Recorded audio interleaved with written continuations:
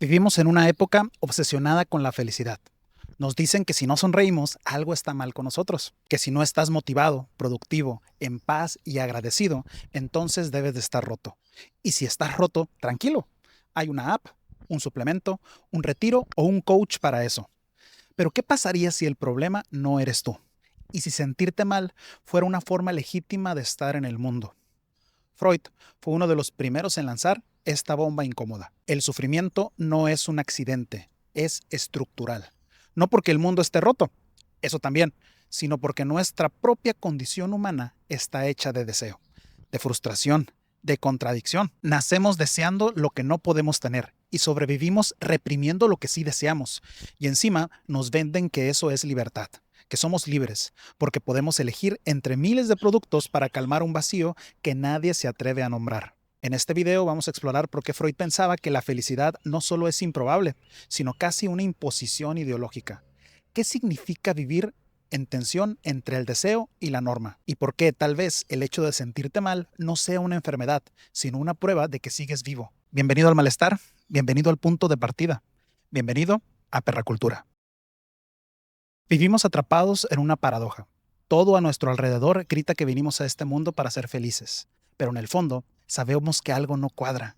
Incluso cuando cumplimos con todo, la carrera, el empleo, la relación estable, el cuerpo aceptable, la rutina correcta, ahí está el malestar, silencioso, sordo, persistente, como si algo o alguien estuviera respirando atrás de nosotros, recordándonos que no basta. Freud no era un nihilista, pero tampoco era un iluso. No prometió la plenitud y no endulzó la existencia. Dijo algo que aún hoy incomoda. El precio de vivir en sociedad es la frustración. Porque para poder convivir tuvimos que renunciar. Tuvimos que reprimir nuestros impulsos, nuestras pasiones, nuestras violencias. La cultura no se edifica sobre la armonía, sino sobre la renuncia. Y aquí nace el conflicto estructural del ser humano. Tenemos deseos profundos que la sociedad nos obliga a reprimir. Y cuando ese deseo se reprime, no desaparece, se convierte en síntoma, en ansiedad, en neurosis, en enfermedades del alma con nombres nuevos y tratamientos sin alma. El aparato psíquico freudiano, ello, yo y superyo, no es un esquema viejo. Es una cartografía del conflicto entre lo que queremos, lo que nos permiten y lo que nos exigen. El ello quiere gozar, el superyo vigila, castiga, compara, exige y el yo intenta no colapsar. Freud fue más lejos que cualquier otro pensador moderno. Dijo que el ser humano no solo desea placer, también desea su propia destrucción. Y ahí entra la pulsión de muerte, el reverso oscuro del principio del placer. No todo sufrimiento quiere curarse. No toda angustia quiere alivio. Hay veces en que repetimos lo que nos daña porque en el fondo es lo único que nos resulta familiar. El malestar entonces no solo es social, es ontológico, es parte del ser. Y todo intento de eliminarlo del discurso, como hace la autoayuda, el coaching, el capitalismo de la felicidad, no lo resuelve, lo enmascara, lo entierra más hondo. Y ahí, en lo profundo, es donde comienza la verdadera neurosis. Así que la pregunta no es ¿por qué no soy feliz? La pregunta es ¿cómo aprendí a creer que debía serlo todo el tiempo?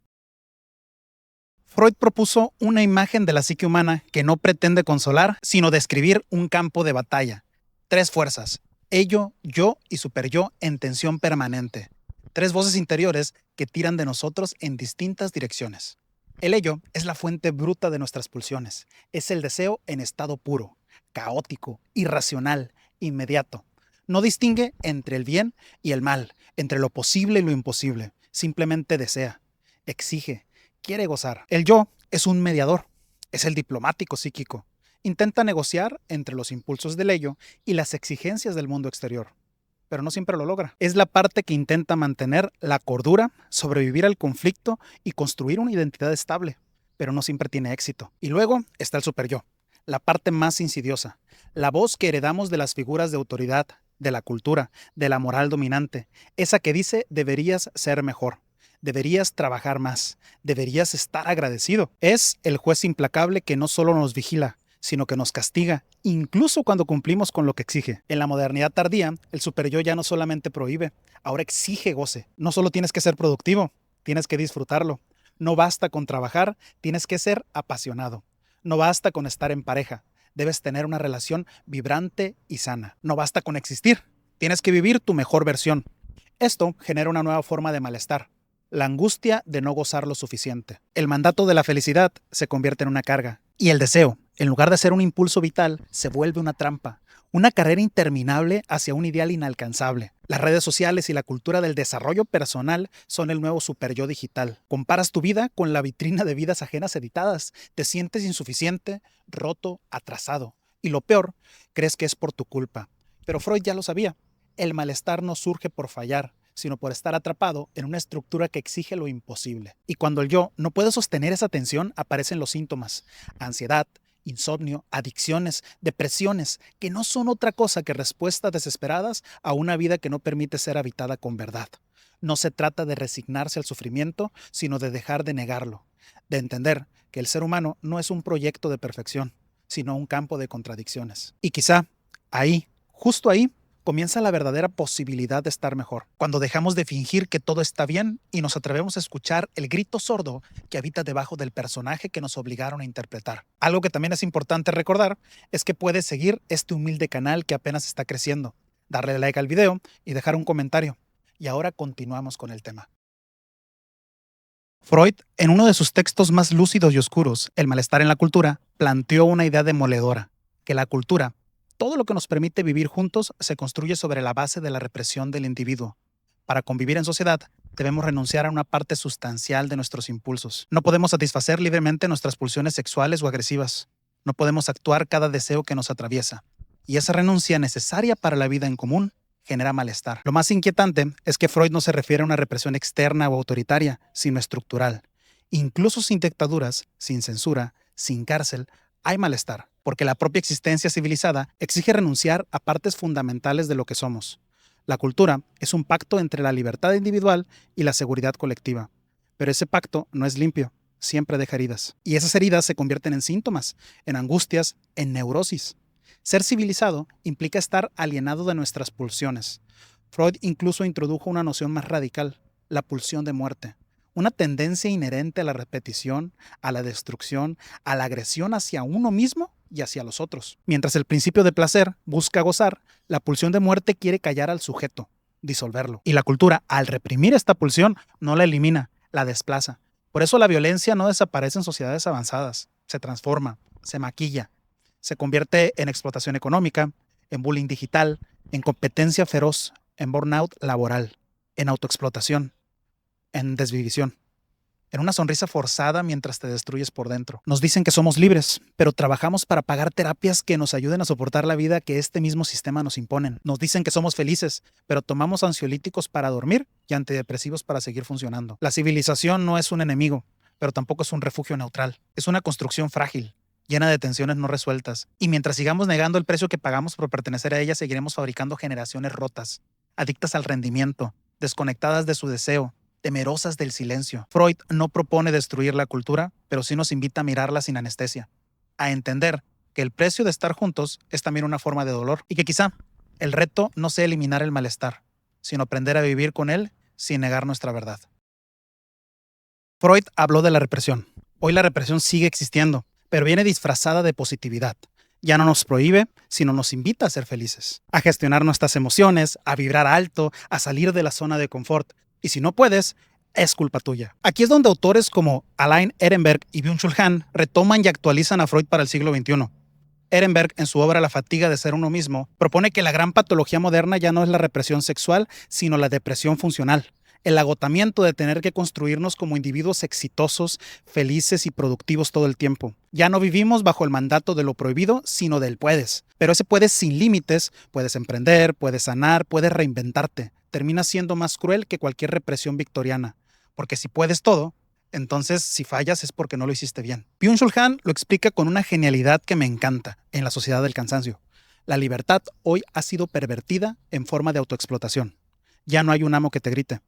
Ahora tú mismo eres tu propio amo. Te das órdenes, te castigas, te sobreexiges y te sonríes en el espejo mientras te destruyes. Esta es la nueva forma de malestar.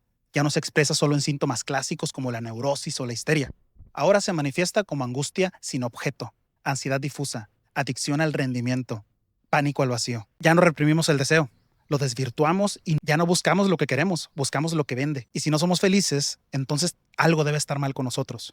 Por eso el mercado nos vende soluciones emocionales empaquetadas, coaching motivacional, autocuidado que cuesta 5,000 pesos, el taller, libros de autoayuda que prometen desbloquear tu poder interior con 5 sencillos pasos. Pero el problema no es interno, el problema es estructural. Se nos ha enseñado que el sufrimiento es un error, es un fracaso, un signo de debilidad. Pero ¿y si, como dijo Freud, el malestar fuera constitutivo de la experiencia humana?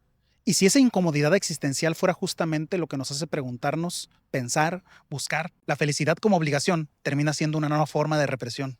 No nos libera, nos vigila, no nos permite ser, nos obliga a aparentar. Y ahí está la trampa. No es que estemos mal porque fallamos. Fallamos porque el sistema necesita que sintamos que algo nos falta para poder seguir vendiéndonos promesas.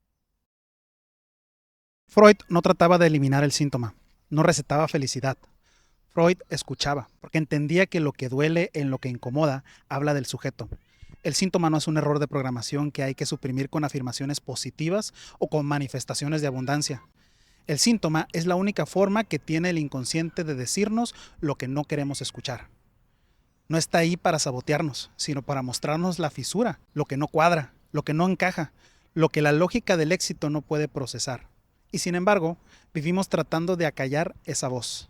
Meditación para no sentir ansiedad, coaching para silenciar la angustia, inteligencia emocional para adaptarnos mejor al sistema que nos enferma. Todo un arsenal de herramientas no para comprender el malestar, sino para neutralizarlo. Pero ¿y si el malestar no fuera el problema, sino la brújula? ¿Y si esa tristeza que no cede fuera una protesta silenciosa contra un mundo que no da lugar al deseo real? ¿Y si esa ansiedad que te sacude en las madrugadas fuera la manera en que tu inconsciente grita que esto no es vida? ¿Y si la frustración que sientes no fuera un defecto, sino la señal de que todavía hay algo en ti que no se resigna? Freud nos enseña que no hay redención sin conflicto, que no hay deseo sin pérdida y que no hay subjetividad sin herida. Aceptar el malestar no es romantizar el sufrimiento, es humanizarlo. Es comprender que el dolor también tiene un lenguaje y que el silencio, impuesto por la industria de la felicidad, es una forma de censura afectiva. Hoy más que nunca necesitamos recuperar el derecho a estar mal, no para quedarnos ahí, sino para escuchar, para comprender, para transformar el síntoma no en un obstáculo, sino en un punto de partida. Porque tal vez no somos felices, pero si aún nos duele, es porque seguimos vivos.